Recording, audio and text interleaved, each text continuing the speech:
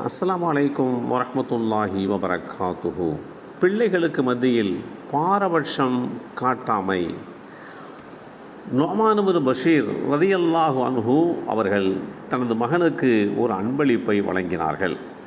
அதற்கு அவருடைய மனைவி நபி ஸல்லல்லாஹு அலைஹி வஸல்லம் அவர்களை சாட்சியாக வைத்து வழங்கும்படி வேண்டிக் கொண்டார்கள்.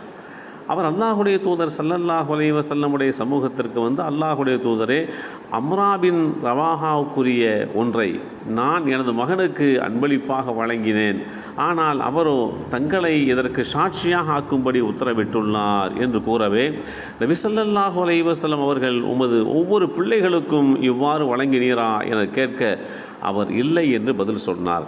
அப்போது நபி ஸல்லல்லாஹு அலைஹி வஸல்லம் அவர்கள், அல்லாஹ்வை பயந்து கொள்வீராக, உமது பிள்ளைகளிடத்திலே சமத்துவமாக நடந்து கொள்வீராக என்று கூறினார்கள். இந்த செய்தி ஸஹீஹுல் புகாரியிலே 2587 என்ற எண்ணிலே பதிவு செய்யப்பட்டிருக்கிறது. இஸ்லாமிய குடும்பம் எதிர்நோக்குகின்ற முக்கியமான ஒரு சவாலாக இந்த பிள்ளைகளுக்கு மத்தியிலே ஏற்படுகின்ற உறவில் உள்ள விரிசல் பார்க்கப்படுகிறது. மேற்கு நாகரீகம் பண்பாடு இஸ்லாமிய சமூகத்திற்கு வழங்கியிருக்கும் அடுத்த ஒரு பரிசாக இதை நாம் பார்க்க முடிகிறது. மேலை நாடுகளில் அந்த நாட்டு மக்கள் பெற்றோர் பிள்ளைகளுடனான உறவு பருவ வயதை அடைகின்ற வரைக்கும் தான் நீடிக்கிறது. அதற்கு பின்பாக அவர்கள் மாறிவிடுகிறார்கள். இஸ்லாம் கூறுகின்ற குடும்ப வாழ்வின் போது பெற்றோர் பிள்ளைகளுக்கிடையிலான தொடர்பு பற்றி மிக தெளிவான வழிகாட்டுதல் இருக்கிறது. பெற்றோர் பிள்ளைகளுக்கு செய்ய வேண்டிய கடமைகளையும் பிள்ளைகள் பெற்றோர்களுக்கு செய்ய வேண்டிய கடமைகளையும் இஸ்லாம் வரையறுத்து தெளிவுபடுத்தியிருக்கிறது.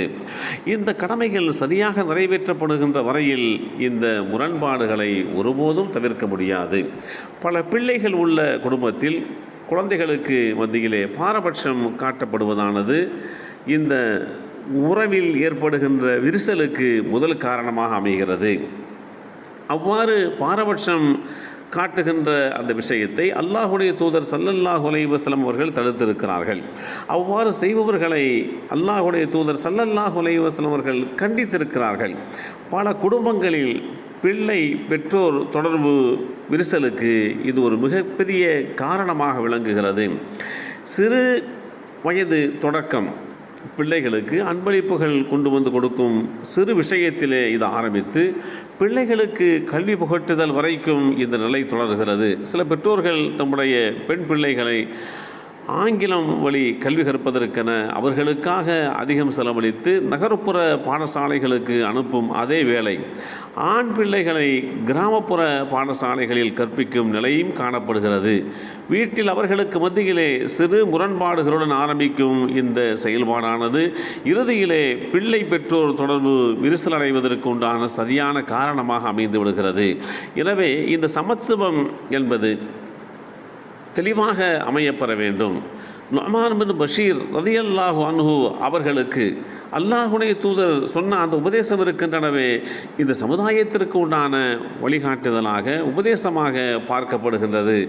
இத்தகைய ரீதியிலே நம்முடைய செயல்பாடுகள் அமைகின்ற போது பிள்ளைகளுக்கும் பெற்றோர்களுக்கு மத்தியிலே இணக்கமான ஒரு நிலைப்பாடு ஏற்படுகிறது என்பதோடு மாத்திரமல்லாமல் பிள்ளைகள் பெற்றோருடைய சொற்படி கேட்டு நடப்பதற்குண்டான ஒரு வாய்ப்பும் அமையப்பெறுகிறது.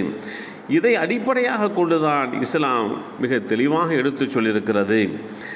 இந்த சமத்துவ நிலைப்பாடு என்பது இஸ்லாமிய குடும்பங்களுக்கு மத்தியிலே ஒரு பொழுதுமே இருக்கக்கூடாது என்பதை அல்லாஹுடைய தூதர் ஸல்லல்லாஹு அலைஹி வஸல்லம் அவர்கள் வழிகாட்டி தந்திருக்கிறார்கள்.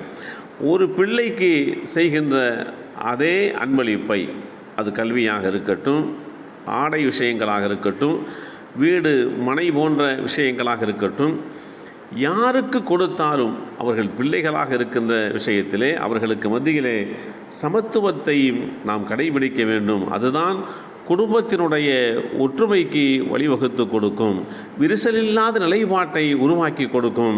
எல்லாம் வல்ல அல்லாஹு தஆலா அப்படிப்பட்ட சூழ்நிலையை நம் குடும்பங்களுக்கு மத்தியிலே ஏற்படுத்தி கொடுத்தல் புரிவானாக. அஸ்ஸலாமு அலைக்கும் வரஹ்மத்துல்லாஹி வபரகாத்துஹு.